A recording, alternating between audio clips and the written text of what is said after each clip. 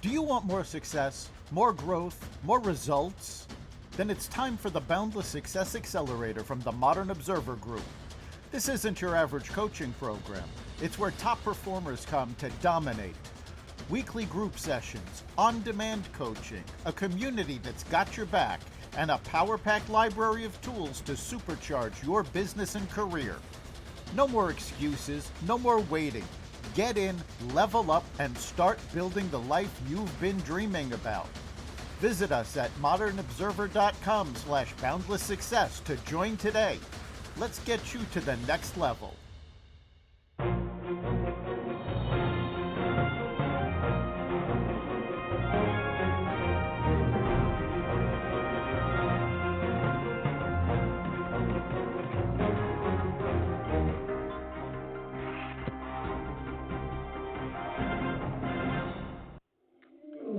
Welcome to another edition of Carnivore Bites. I'm your host, Jeff Sherman, along with Dr. Eric Lopkin. I've never seen anything like this, and I've always been into politics, believe it or not, since the sixth grade. And I've never seen a president or any political figure, maybe I wasn't around then, even though I'm getting older, Winston Churchill back when, having amazing, times, pinnacle historical feats. But I have never seen an American politician having the last couple of weeks that Donald J. Trump has had, and especially with the big, beautiful bill that's in play now. And your thoughts, Dr. Lopkin? Yeah, he has had a phenomenal few weeks. As we record this, the big, beautiful bill is back in the House because they now have to vote on the Senate's changes. And it only barely passed the Senate. It was a 50-50 vote, and J.D. Vance cast the tiebreaker to push it over. So this is not something that is overwhelmingly positive for the Republicans, but it is an important start. There are some big problems that I have with the bill. First of all, the fact that it's so huge. I hate omnibus bills. I think every bill should just be, this is what it does, this is how we pay for it, pass or fail, done. The reason they did it this way is so they could negotiate with all of the different parties and try to get it across. Also, they had to drop some things from the bill that the House had passed because the Senate parliamentarian said you can't keep those in and go through reconciliation. They don't qualify. So there were some changes. Overall, let me just interject one thing, Dr. Lopkin, that maybe will even aid in the doctor's analysis. I heard an amazing point. The ex-senator from Pennsylvania, it escapes me right now, but anyway, he was on a panel and he was talking about Rand Paul and how him voting no sent this thing into a more precarious situation in the House, because now you had Murkowski from Alaska throwing some things in there like Green New Deal, stuff, blah, blah, blah, that are more less attractive to the House. So I'll just throw that caveat, and now you can run with it, Doctor. Yeah, I don't think the stuff that was tossed in is going to be enough to keep it from passing the House. It may cause some debate, but I think ultimately it will pass. But some of that is part of why I have a problem with the bill. There's still too much spending in it. They should have cut more.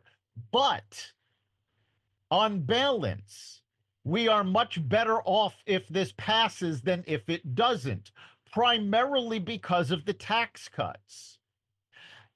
If this bill does not pass, 92%, according to the IRS, 92% of Americans will see a tax increase of up to 63%. And this isn't the 1% that it's going to hit, because it all boils down to the cutting in half of the standard deduction, which approximately 90% of the country takes advantage of. So True. this is going to hit the working class hard if it does not get passed. So Can I yes, throw one thing also in there? Sorry, go Dr. ahead. Lopkin, but in your comment on it, I also think because you're 100% correct, if it does not pass, given the tax implications, it will, I almost guarantee it, throw America into a recession. How do you like that? Yes, you're right. The tax burden that it will impose by not if it doesn't pass will throw the US into a recession because it's going to be the highest tax increase in history. So Yes. that will cripple our economy. Now, that being said, Trump has been doing so much else to help boost our economy. We just got a trade deal with Vietnam. He, Huge. which yes, it was a major deal, and I know most people are going, well, it's Vietnam. It's a small country. We don't do a lot of No, trade. no, no, no. Why is it important? Because it's one more place for people to relocate manufacturing out of China. 100%, yes. And it puts more pressure on China. Again, it's playing 3D chess versus checkers to make a deal because also capital moves around globally, as you know, Dr. Lopkin. Yes, And it was moving to Vietnam anyway. This perpetuates it and puts China in a more precarious situation. How do you like that, Lopkin? exactly. We also have the trade talks with Canada that came to a very abrupt halt because Canada was about to tax American tech companies like Netflix and Amazon a digital tax that now this is not an unheard of tax. It's for activities in their country. The EU has one, England has one, but unlike the other countries, Canada was going to implement this. It was scheduled to go into effect this past Monday and was going to be retroactive to 2022. Wow. So Wow. American companies were going to have to all of a sudden pay 3 years of taxes that they didn't have to. And Trump went, no, that's not going to happen. We're cutting off your trade talks until you repeal that. And I think it took them 24 hours to say, no, we're pausing that. We'll put it on hold. Let's have the trade talks. Love it. And, How would between you assess Trump's 2 weeks? I mean, we're going to get into all the particulars. I say on a scale of 1 to 100, you got to give it a 9. In my opinion, 99. I think it's taken all the oxygen out of the room. What do you think, Lopkin? it really has. And more than just what he's accomplishing with the bombing of the Iranian nuclear sites, with the increased trade deals, with him standing up to Canada, with the fact that now we are expecting 2 new signatories to the Abraham Accords.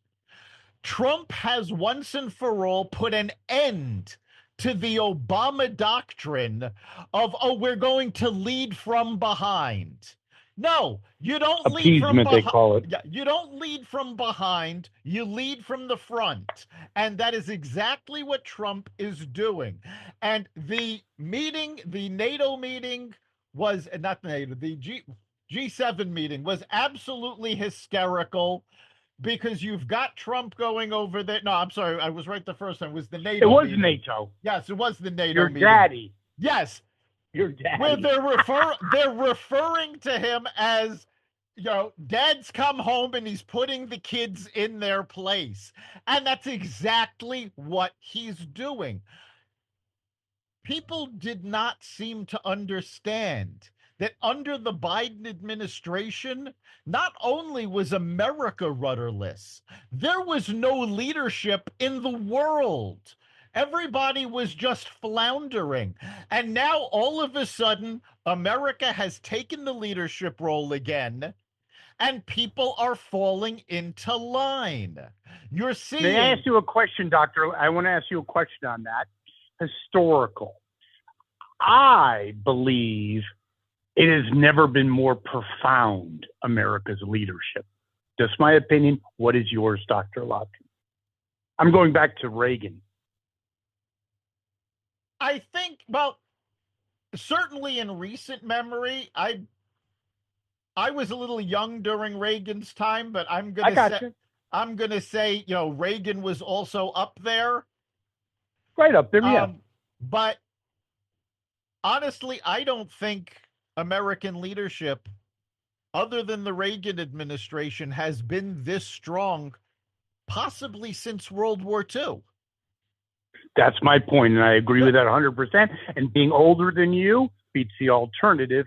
I believe, actually, how do you like this? Reagan and Trump are very similar, not in a personality standpoint. It's because they were both filling vacuums. How do you like that, Yes. Dr. Lotkin? Well, they both came into office under very similar conditions. We knew there were huge. We kept making comparisons between the Biden administration and the Carter administration, and certainly the malaise that everybody referred to, during the Carter administration was also present during the Biden administration, up to the point where Biden had that disastrous debate where that malaise actually turned to panic. Agreed. Yes, I 100% agree. And it's very interesting. You talk about daddy. Daddy's coming home. You look at UPenn, apology, okay? You look at him just getting in the heads of everyone. I love this from a marketing perspective. The alligator Alcatraz. I mean, yes, I got it. Some of it has obvious, utility, but it's more, he's become a master of just not caring, not that he's frivolous. I don't mean that. And I'm quoting O'Reilly on that because there is no second term. He knows how to own the Democrats. Am I not correct? He does. You had Lawrence O'Donnell. Sorry, you had Lawrence O'Donnell on MSNBC. I'm glad I just happened to come by accident, and he was talking how horrible it is to be feeding people to alligators. I'm like, God, you gotta be kidding me. I'm sorry. Go ahead. But he owns their head, doesn't he? Yeah, he's been living rent-free in the Democrats' head since 2016. The difference is he came into 2016 very unprepared. He did not understand how deep the deep state went. He did not understand how he was going to have to collaborate with the other areas of government. And he did not understand who was an ally and who wasn't. He came in now absolutely prepared. He spent the last 4 years making sure he was prepared. He hit the ground running before the inauguration, and he hasn't looked back since. And May I ask you a question, Dr. Lopkin, on that? Okay, this is kind of metaphysical, but you're certainly a person that can handle this. I think that 2016, his first administration, he was not unpopular. He was not ingratiated with America. I think he's become a pop icon. I really believe that. I think the first term, people were not really digging his act. I think people are starting to enjoy it, especially when we talk about Carter, Reagan, Biden, Trump. You had a 4-year deficit you had a walking corpse. I think people, even Democrats, don't want to admit it. The guy's funny. Yeah, he does. Not unlike Reagan, he does know how to toss out a one-liner. He does have that timing, and he's out there. We got used to Biden being hidden behind the, closed doors, where, behind closed doors, he was a dynamo. In contrast, you've got Donald Trump going on Maria Bartiromo saying, I just got back from Europe. It's been a very busy 2 weeks. I'm exhausted. I want to make this a short interview. And that short interview was an hour. Yeah, no question. Now, again, we didn't have this in the pre-planning, but what do you think? I have my own opinion, but I defer to you for this one. How big of a scandal? I know we've talked about it. I want to belabor a point, but there's been people saying that this makes Watergate look like a non-event. That is the Biden cover-up. And there is even talk, I don't think it's going to happen, that Dr. Jill might be prosecuted. I do not think that's going to happen. But what do you, I mean, this is, in my lifetime, the biggest scandal. Watergate, BS compared to this. No, this was a bigger scandal than Watergate, without question. And you're seeing a lot of liberals actually admit that, yes, this was a bigger scandal. Now, granted, a lot of them are admitting it because they've got tell-all books coming out and they want to sell the books. But you're seeing this massive shift. You had Bill Maher the other day saying how what the Democrats need to do is get The View to sit down and shut up. You've got tons of people, and you started to say people are starting to be enamored with Trump. Well, and yes, he is now an icon because he is the bad boy. He is fighting the machine. People did not believe that. He talked about draining the swamp, but nobody believed it because you had CNN, MSNBC, Facebook, Twitter, all talking about Orange Man bad. But over the course of the Biden administration, the facade fell apart. And now everybody went, oh, look at how they've been lying to us. And what really propelled Trump in the minds of many was the lawfare that was done while he was out of office. Because there was a huge percentage of African American males going, well, wait a minute, we never felt the justice system was fair to us, but look, they're doing the same thing to him. Well, yes, 100% agree. But I think your bigger point, which is awesome, is the boogeyman theory. How do you like that one? Is in 2016 to 2020, it was deep state, and no one really believed it. It was kind of like, now people do believe it, and people are like, yeah. I mean, in other words, it was almost like the boy who cried wolf or yelling in the woods. It didn't really resonate. Now I think it really not with dyed-in-the-wool liberals because they're insane and they're part of it, but your average person's going, yeah, he got screwed, with these frivolous lawsuits, and even the value of his property. The judge was an ex-cab driver. He knows property values like I know astrophysics. It was.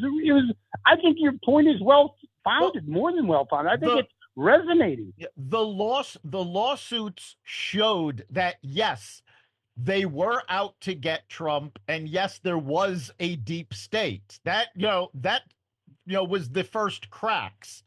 What blew it open was Biden's debate, because everybody went, wait a minute, they've been telling us he's running circles around them. They've been telling us, that he's brilliant, and everybody saw for what it was. And the simple fact of the matter is, the way government works, you can't have one person going, oh, the president's not competent, I have to keep this to myself. It requires a group of people to be shielding him, hiding him, scheduling him. So all of a sudden, people went, oh my God, Trump was right. The deep state is real. Do you know something? That will be in history books, I can assure you. A teacher 50 years from now, it'll be the McCarthy situation only 50 years from now, is that all of a sudden it was that deep state, fake news, and then for all the world to see, oh my God, it's true. And you couldn't do it any other way but that. In other words, the impact could not have been more profound seeing it with your own eyes. Right, because it wasn't somebody telling you there was a deep state or telling you, well, Biden's incompetent. He came out and everybody saw it with their own eyes. And of course, what made it even more impactful was the fact that the next day, the Democrats scrambled. Oh, he had a cold. No, no, no. He was fine. And everyone's going, no, no, no. We watched it. That's not a cold. Listen, yeah, okay, you're a business person. You've had colds. You just gotta plow through it, dude. I mean, no, it's not a cold. It was dementia. How do you like that? But we talk about getting in the head. I have a lot of liberal friends. I think it's hysterical. When he launches the merchandise, I think it's just one more little pinprick in their little brains. Like he's got the cologne. I think it's just another way of effing with you. Do you agree with that? Well, part of it is. Part of it is actually self-defense because presidential merchandise is nothing new. What makes it different this time is that Trump is actually exerting some control over it, or at least the Trump organization is. I don't think he's personally involved in any of it. It's his companies that are doing it. We've seen presidential merchandise for decades. Halloween costumes with presidential masks. The one that I will never forget was the Chia Obama head. Because once you are in public office, you're a public figure, and people are allowed to do what they want with your likeness, which is why there's always been this presidential merchandise. But Trump is, I know everybody knows Trump for real estate, but the truth of the matter is, even within his real estate, Trump is first and foremost a marketer. No doubt. That is what he's doing. And if you take a look at everything he does, there's a marketing spin to it. That was one of the reasons that when the Israeli-Iran ceasefire didn't quite take effect yet, and they were still, lobbing missiles at each other, he went off because it wasn't the image that he was trying to create. And that actually ended up working in his favor because he went off. He had a conversation with Netanyahu, and Netanyahu, I get it. Okay, we'll pull back, and they did, and the ceasefire held. Yes, I do. My only nuance of that would be chia pepper. Yeah, it was kind. But I think it's also, when I listen to my liberal friends, it's kind of like, because liberals always think of themselves as above the fray, the elite intellectually. They went to this school, that school, blah, blah, blah. And it's kind of like cologne and shoes. It's just getting under their skin. He's not publishing the world book, okay? Right. He's selling merchandise to average Americans. Yes. He's selling the stuff that you would pick up at a department store. Exactly. But that was the whole key to his election, was he wasn't reaching out for the elites. He wasn't trying to kowtow to Wall Street. He was reaching out to the working class. That's why you had unprecedented union membership supporting him, because he wasn't saying, well, we know what's best for you. Don't worry about it. We'll take care of it. He was going to these places and listening. And he was going to places like Harlem, like union meetings, where the Democrats kept telling these folks, oh, we know what's best, and never showed up in their neighborhoods. 100%. Talk about condescending attitudes. That's pretty condescending. But also, he talked about the marketing aspect, but there's also the substance. And there's no way to get around that. You look at the so-called experts well, the stock market's going to crash under him. It's over. It's over. I know people that have actually pulled out. I think they regret it now. Look at the market, right? And look at the Congo and Rwanda. That conflict has been going on, a bloody, brutal conflict. These are real things. Yes. I mean, Obama got a trophy for showing up. That is the Nobel Peace Prize. Trump, look at what he's done. You can't dispute it. It's impossible. And one more thing before we comment. If the big, beautiful bill passes, I think it's check, please. How do you like that? Yeah, I mean, that'll be the end of the end. Yeah, take a look at the actual accomplishments. Okay, yeah, Congo and Rwanda. This has been one of the bloodiest wars in human history. And it has been going on for 30 years. And Trump stepped in and went, enough is enough. We're getting a peace deal done. And the mainstream media just ignored it. They didn't even, they don't even talk about it. Of course. You have Syria and Lebanon, two countries that up until recently were pledged to the destruction of Israel.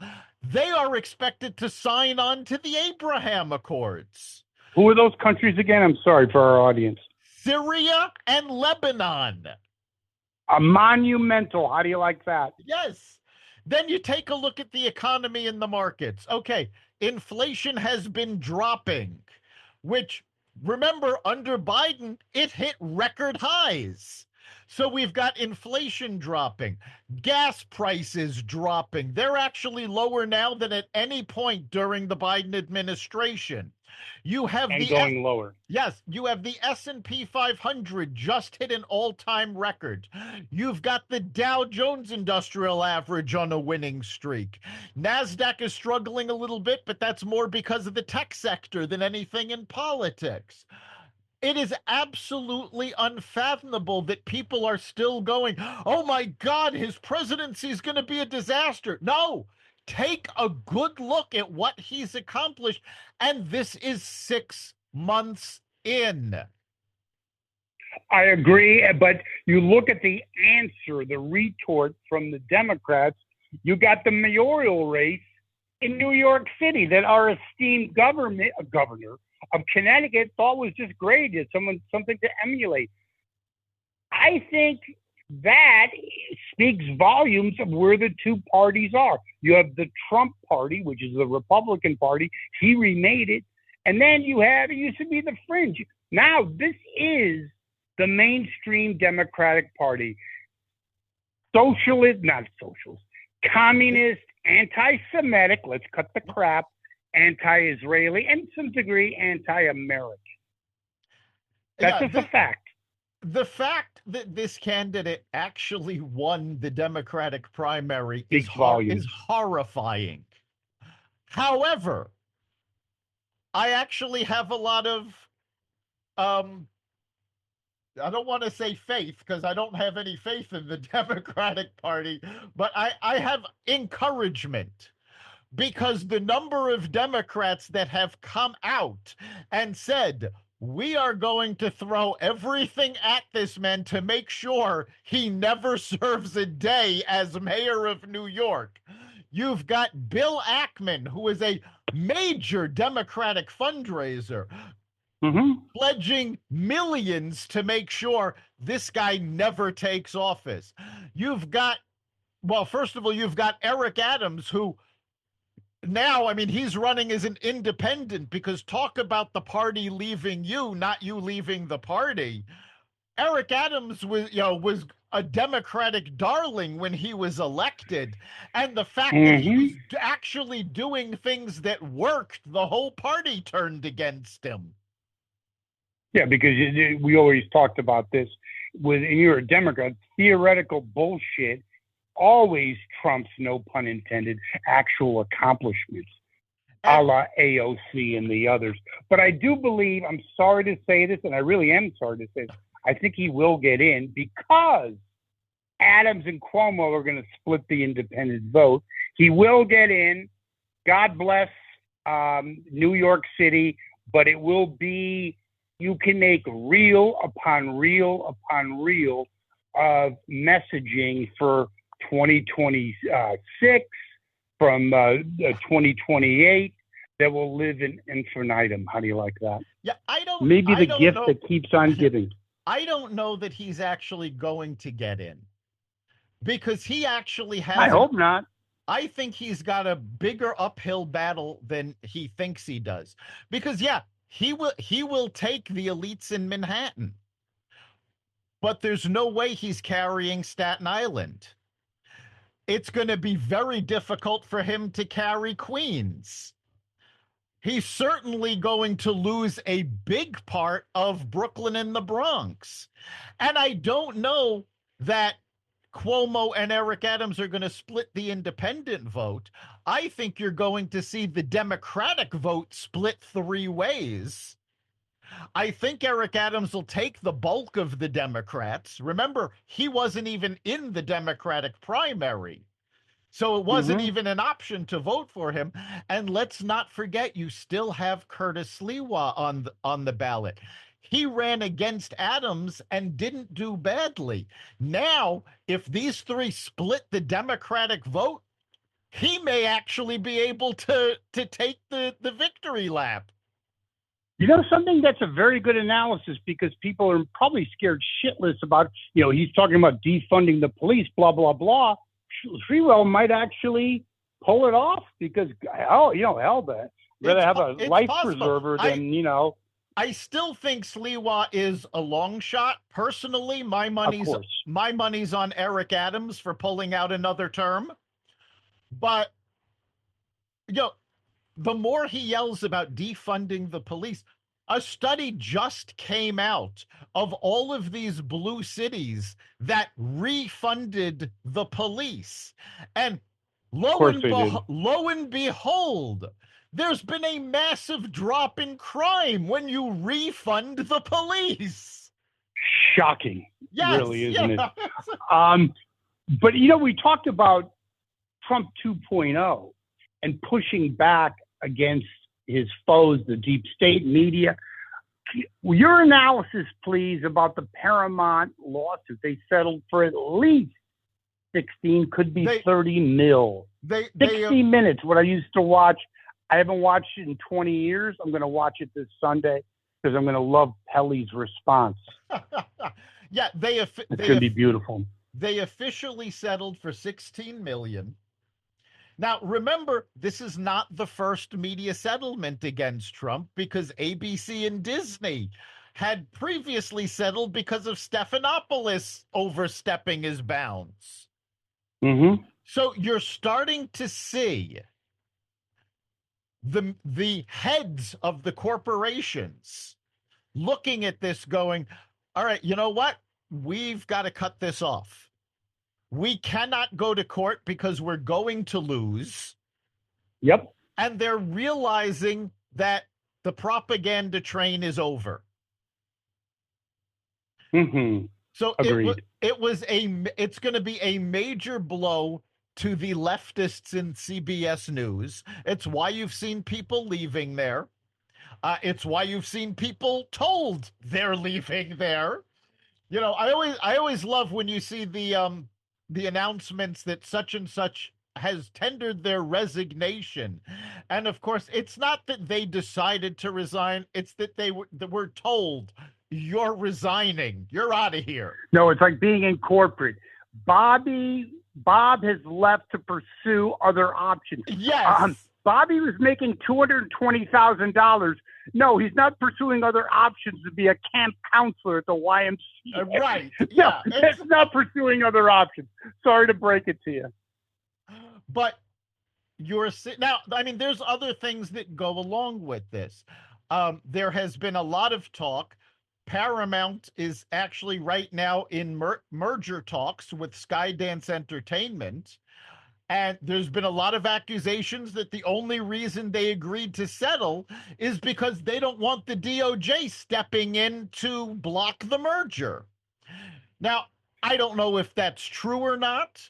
I think the DOJ will investigate the merger. Quite frankly, I've taken a look at the terms of this deal, and I don't think the DOJ has any reason to block the merger, forgetting about any settlement. Um, so I don't think that that was that big an issue. But you are now, and you're all, it's also part of a bigger trend because we are in July now, which means we are now officially done with Pride Month. Well, take a look at how many corporate sponsors stayed out of Pride Month this year. How does everyone sound? Even Target. Let's look at Target. Their big push over the last 2 years, Pride, done. Yes. A vacuum. UPenn just came out with a statement going, all right, we apologize. We were wrong. This was not good. Harvard is now starting to talk with the administration saying, all right, uncle, you got us. We'll cooperate. This is all, and none of this has anything to do with any point of view. This has to do with what we started this conversation with. Dad has come home and the kids now have to behave. 100%. It was a free for all. No, you're right. Your young kid and the 17-year-old babysitter who was on the phone talking to his girlfriend or something, and everyone went crazy. And now the parents have come home and it's, oh God, we better clean up the place. Correct? Yeah, that's exactly what's going on. The party is over and now it's time to clean everything up because Dad came home and he's not happy about how you trashed the country. 100% well done. On kind of a, I say less serious note, although it was very serious what happened. What are your thoughts on the P. Diddy? It looks like he's going to get 4 years. He's been, I believe, convicted of 2 of the lesser charges. I was talking with someone, 4 years in prison kind of sucks. And he's 56. I mean, you're talking pretty much game over. I mean, it couldn't happen to a nicer guy. I don't feel sorry for the guy. But I wouldn't retry him. 4 years in a shithole. That's pretty good when you've been living in a $50 million house. I think that's pretty much a good punishment. I don't know that they're going to retry him. This is a case where he was clearly guilty, but the state failed to meet the burden of reasonable doubt. And I was talking to a former prosecutor just a few days ago, not about P. Diddy. We're actually talking about the Karen Reed trial. Yep. And he said, the way the legal system is set up, if the state cannot prove beyond a reasonable doubt, it does not matter if the person is guilty or not. They have to let him go. And I think that's what happened on these greater charges for Diddy. They did not meet the charge of beyond a reasonable doubt. Now, everybody knew that he was guilty. I mean, the stories have been ad infinitum, and they're horrific, pretty bad. Yes, and there are a lot more than what were actually presented in court. So, yes, he'll get off with the 4 years in prison, which I don't think is going to be a cakewalk for him. No, but it's also going to open him up to civil cases from all the people that were abused. I think that's going to do damage. I think his career is over. Oh, goodbye. And also, hold on, baby oil sales are going to plummet while he's in prison. Don't get rid of Johnson & Johnson if it's in your portfolio, because basically it's going to be cut by a third. Yeah, well, I mean, you're talking about cutting, investments. I think, quite frankly, if this socialist moron actually gets into office in New York City, everybody needs to invest in real estate in New Jersey and Connecticut because the prices are going to go through the roof as everybody leaves. if you were funny but true, if Yes. you were a real estate person in Fairfield County or Litchfield, I'm sorry, you want to put the country's best interests ahead of yourself, but you're a real estate agent in Litchfield, you would be foaming at the mouth waiting for that to happen. Oh, I don't think yes. you could answer all the calls. Probably not. I mean, and this isn't just speculation. I can actually almost guarantee this will happen because we saw something very similar during COVID. Yes. Everybody was running to get out of New York City, which was a hot spot. And real estate prices in Connecticut and New Jersey went through the roof. I think you're going to see that again. And historically, we've seen this before back in the 1970s when all of the rich people went, you know what? This place has gone to hell. We're out of here. And the only person True. so far that is actually seems to be preparing for this possibility is the governor of Florida, who's already talking to businesses going, no, move down here. We got your back. I think that's very well done and pretty prudent. I think they could have a Wall Street South if it really plays out. The last topic is the hypocrisy of the left. You have Leonardo DiCaprio, like Bono and others, another high school dropout who claims expertise on global warming.